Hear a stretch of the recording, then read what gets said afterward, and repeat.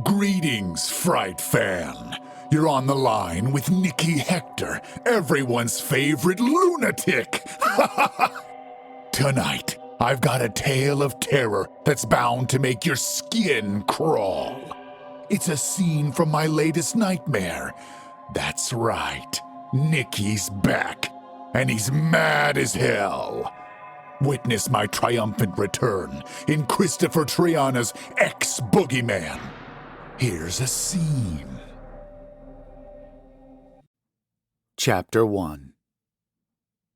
Dripping with her best friend's blood, Molly crept through the dining area of the darkened restaurant. Her hands shook upon the handle of the butcher knife, eyes frantically shifting back and forth. A single tear rolled down one cheek. She had to get out of this place. Everyone knew that. But she moved slowly, the weight of the carnage she'd witnessed crippling her. An adult would have succumbed to terror under these circumstances, and Molly was just a teenager. Her friends had been brutally murdered. The manager of Clear River Rafting had been impaled on a set of rowing oars. Down by the docks, the corpse of Molly's boyfriend Joey lay decapitated in an inflatable tube. The head was nowhere to be seen, but she would find it soon enough. As she moved through the restaurant's kitchen, she gasped at the blood splatters on the counter and the meat hook hung from the ceiling by a length of chain. The hook glistened, dripping red, the light catching it perfectly. Molly gulped but pressed on, drawing closer to the oven. It glowed like a jack-o'-lantern. For some reason, she had to see what was inside. Voices rose out of the darkness, telling her to get the hell out of the diner. But Molly reached out with one hand, the blade held high in the other, and opened the oven door. Joey's crispy head sat upon a cooking tray like a Christmas ham. The voices became screams.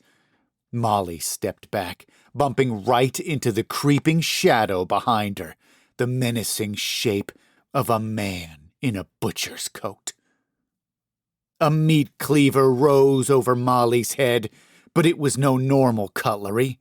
This cleaver's handle was like a set of brass knuckles, the user's fingers going through the metal grips, which were lined by a series of sharp spikes.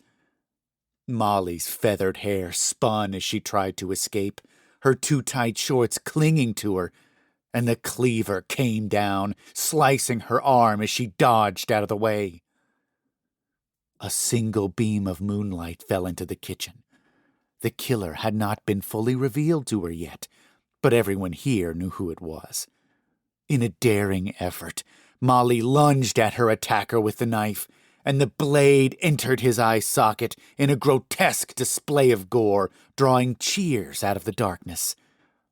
This was the defining moment where Molly Harrison left her mark on the murderer, one that would become iconic. Watching himself on the big screen, John Zane sipped from the bottle of Pepsi he'd improved with bourbon to get through what felt like his millionth viewing of Lunatic. He ducked out for most of the movie, but had to be here for the Q&A session with Lola and the promoter. Not that John expected to be asked any questions he hadn't answered at other conventions in the past, or in interviews with Fangoria, Gore Zone, Horror Hound, Rue Morgue magazine, and the rest. Not to mention all the DVD commentaries he did every time there was a re-release of the Lunatic boxed set. But John didn't mind the repetition. It made it easier for him to give answers. He also didn't mind talking to his fans. He rather enjoyed it. It was nice to be appreciated by someone. Besides, he needed the money. As the credits rolled and the lights came up, he spotted Lola Lang 2 rows ahead. Even though she was well into her 40s now, she still looked phenomenal. She wasn't 17 anymore, as she had been when she'd first played Molly Harrison in 1982, but those pouty lips and dazzling blue eyes remained, as did her trim figure. A lot of the old Scream Queens had maintained their looks. John saw them frequently on the convention circuit, signing autographs and taking photos with fans just as he did. But while he had a slight beer belly and his hair had gone gray, the famous final girl seemed to have aged at half his pace. Hellraiser's Ashley Lawrence was a certified knockout, and Reanimator's Barbara Crampton was as ageless as a vampire. John's former co-star looked just as good as those ladies, if not better, and it pained him to see her that way. He'd blown his one chance with Lola decades ago, and had never forgiven himself for it. The event's promoter came to the front of the theater with microphone in hand. Adam Wood was a self-proclaimed super fanboy, but he was one of the better event organizers John had worked with. He actually bothered to read the contracts and wasn't just in the convention business for the money. He cared about his guests because he cared so much about their movies, so John said yes anytime Adam invited him to something. "Let's hear it for Lunatic!" Adam said, pumping up the already excited crowd of longtime fans. "And a round of applause for collector Nancy Gomez for loaning us a pristine 35mm reel of the movie." The crowd clapped, and a heavy-set woman rose from her seat to give a wave. "Now," Adam said, "let's welcome our guests of honor, Lola Lang and Jonathan Zane!" John rose from his seat. Someone patted him on the shoulder. John looked back but didn't recognize the man. He was wearing a T-shirt of Lunatic 3, Blood River, that depicted the scene where John's character, killer Nicky Hector, puts a victim's head into an oversized meat grinder. That sequel was a fan favorite, and this particular kill was one of the goriest in the series. It had taken half a day to film the scene, and John's makeup was reapplied twice as the blood of his victim kept hitting him in the face like water from a busted hydrant. It was the bloodiest scene of its kind until Evil Dead 2 came along 3 years later. Looking at the shirt now, John wondered if it was made by a legit company, which meant residual payments for his likeness, or just another bootleg, in which case he got bupkis. Joining Adam and Lola at the front, John smiled and waved to the half-full theater. It was only Friday. Most ticket holders didn't show up to the conventions until Saturday, and the film showings weren't as popular as the meet-and-greets and panels. Those in attendance tonight were a sea of horror movie T-shirts, many bearing images from Lunatic or one of its many sequels. One guy was even dressed as Nicky Hector, complete with butcher's coat and a latex mask that bore a stunning likeness to John, much better than the flimsy, rubbery ones from the 80s. A heavily tattooed girl in the front row had fashioned a dress out of an oversized shirt of Lunatic 2, Nicky's back, with the sleeves cut off and little frilly things around the bottom. She wore a silver necklace with a miniature replica of the famous meat cleaver as its pendant, complete with the spikes on the handle. Adam went through the usual questions. "What's it like to see so much love for the Nicky Hector and Molly Harrison characters almost 30 years later? Which of the series is your favorite? Is it true Tobe Hooper was once attached to do a sequel? Damian Thompson is an icon. How does he go about directing his cast? Did you have any idea while making Lunatic that it would become such a huge success and spawn 14 sequels?" John gave his standard answers, smiling all the while and taking little sips from his soda, mindful not to get fully drunk. He managed to only stare at Lola when she was speaking, giving the same answers he'd heard countless times before. She had no wrinkles, only slight laugh lines. No gray hairs, only the same sweet strawberry blonde hair she'd had in '82, if a little less red and no longer feathered. John's chest grew warm, and not because of the bourbon. "Miss Lang," a young woman in the audience said, "you're my all-time favorite Scream Queen, even more than Jamie Lee Curtis. I just want to thank you for being Molly Harrison. She was the final girl that really kicked ass.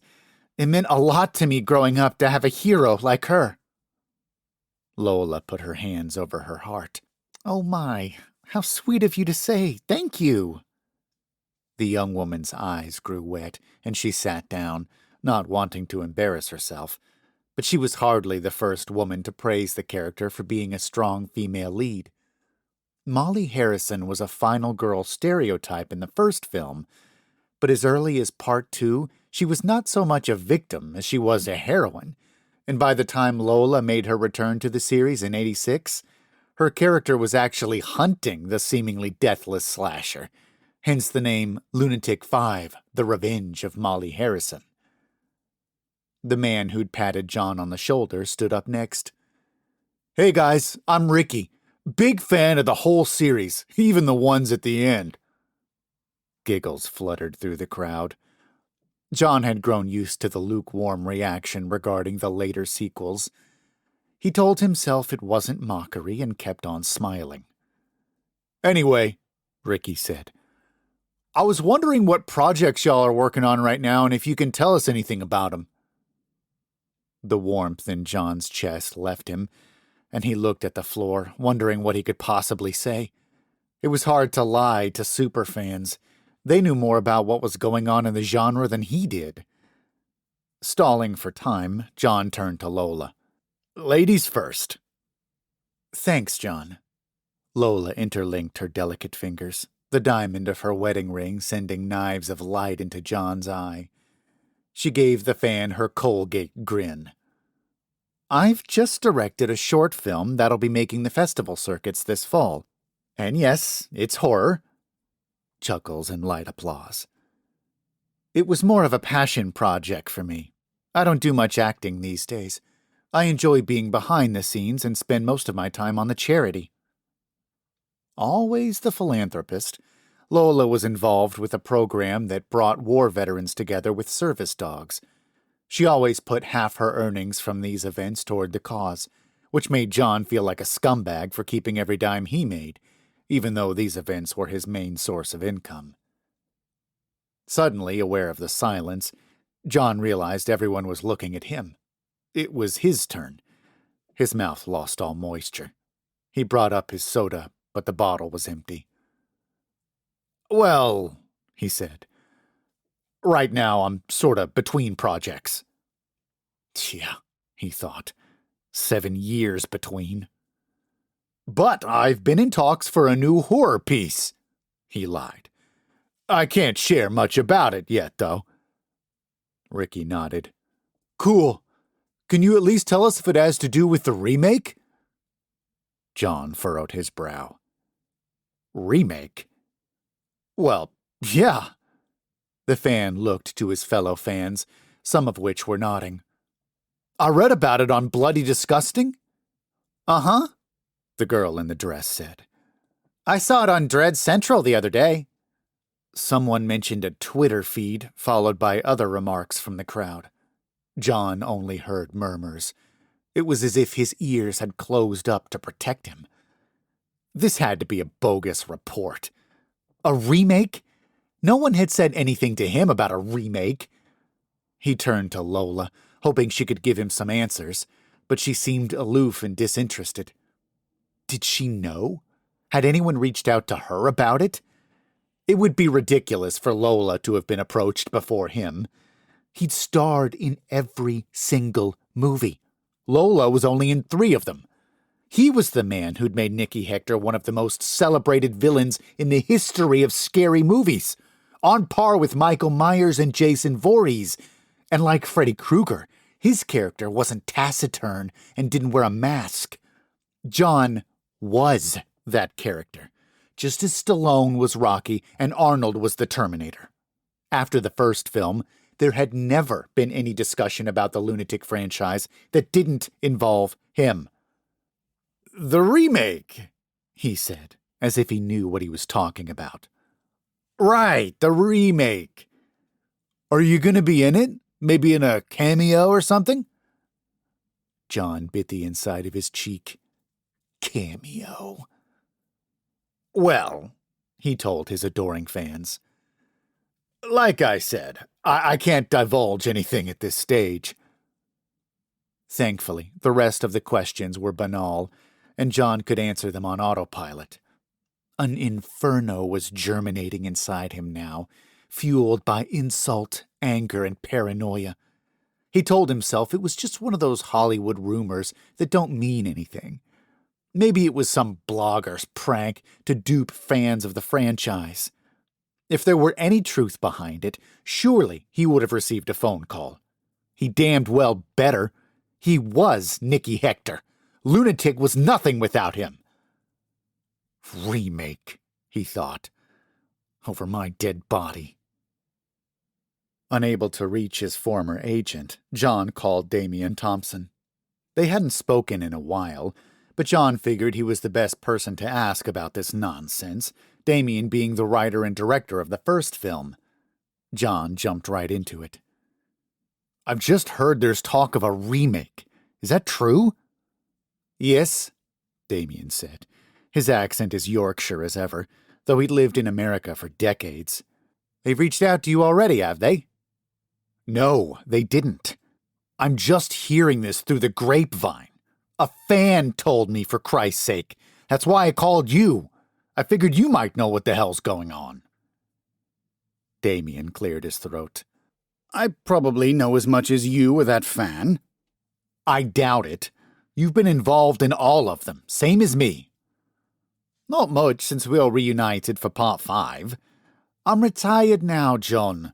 All I want to do is drink wine, roll a joint, and play video games with my son. Damian chuckled, trying to lighten John's mood. I just sit back and collect checks. But this isn't just another direct-to-video sequel, right? They must want you involved. I mean, Lunatic is your baby. It was my baby. The series is its own monster now. There've been so many chefs in that kitchen, no pun intended. I can hardly take credit for what it's become. It was my baby, but it grew to be the child of Red Max Studios. But they reached out to you, right? They did. More of a courtesy at this point. Why a remake, though? Why not a sequel? Damian chuckled again. Come on. Didn't you have a good enough run with the 20 movies you made already? It was 15. Whatever. That's a damn long stint. More than Friday the 13th or Chucky. More than Witchcraft, even. The studio wants to go big with this one, bringing the franchise back to theaters. And they just can't do that with another campy sequel. They want to return to its more frightening roots. Remakes are big now, John. The Hills Have Eyes, Texas Chainsaw, those Halloween remakes were enormously profitable for Dimension, and the Rob Zombie Halloween movies? Those are total trash. Rubbish or not, they were cash cows. So they're not even going for quality? I'm not saying that exactly. I'm sure there will be an effort. They've got a hotshot new director, a kid named Rob Sirico. He did a couple of those Saw rip-offs. Chop Block, I think they're called. Anyway, he wants to sort of reinvent it. Reinvent? Christ, man! They can't reinvent Lunatic. It's a classic. I saw Chop Block. It's hot garbage. This is why we ought to be involved, man. We can't let these kids ruin our series. John, please, Damian sighed. Let's be realistic here. The series already ruined itself, didn't it?